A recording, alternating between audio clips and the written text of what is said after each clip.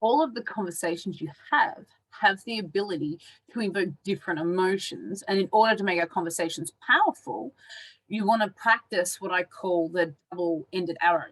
Okay, especially when it comes to emotional states where you feel any discomfort, dis-ease, misalignment, and even possible, conflict that you can have with other people that you care about. So this approach to conversations can massively reduce the elements of anxiety and unnecessary time spent on thoughts and emotions that don't serve you. And they're taking up the prime real estate in your mind, and they rob you from your happiness and from any of the thoughts that make you feel good. So what is the double-ended arrow, approach to when it comes to conversations? When you think of an arrow, it can only shoot straight. So an arrow can't go around corners and it can't change direction mid-flight. So if you're having, something that needs a conversation in order to find resolution or clarification, with someone, the most powerful action you can take is to have that conversation with them. Quite often people will have conversations about others, emotions, emotions that they're feeling or situations they're upset about or pain or in pain over with people that they're not in, they'll have those conversations with people that they're not in a position where they can resolve the issue or bring peace to it. So this conversation is an arrow that's not targeted on resolution or finding peace and harmony. It's often that, those conversations are just re-embedding the negative thoughts that you're already experiencing. Worse yet, if you're having those style of conversations and what you're doing is you're actually collecting the evidence that supports your experience, which can be unresourceful, opposed to a solution that can provide you with a sense of peace to move forward.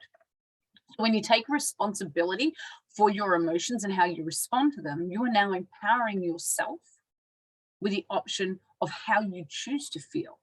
And so taking responsibility for your emotions must come first when you're expanding your emotional education, which is not taught to us as children and sometimes can often feel uncomfortable as it's not something we're used to practicing. So if you're interested in more, what you can do to expand your emotional education, check out the links down below in some of the courses and certifications that I offer.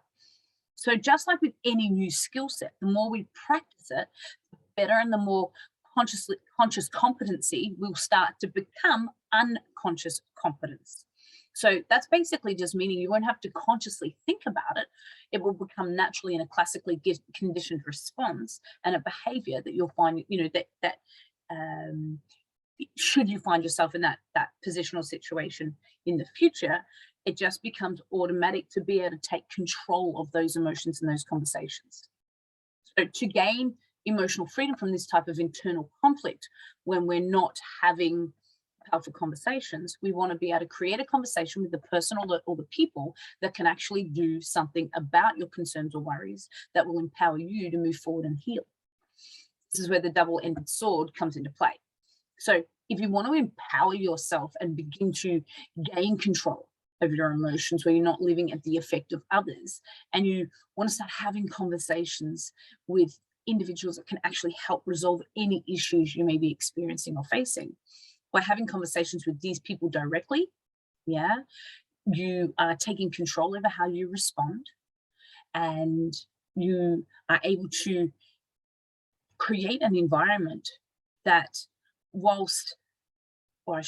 instead of being able to have those conversations with very well-intended people that are only going to re-embed your concerns and any pain you may be experiencing, you want to act like a straight arrow. So it's a double-ended because a conversation happens with two people, right?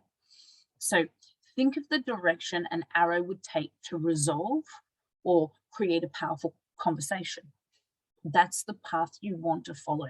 What is the most direct route to find your resolution, to find peace and healing?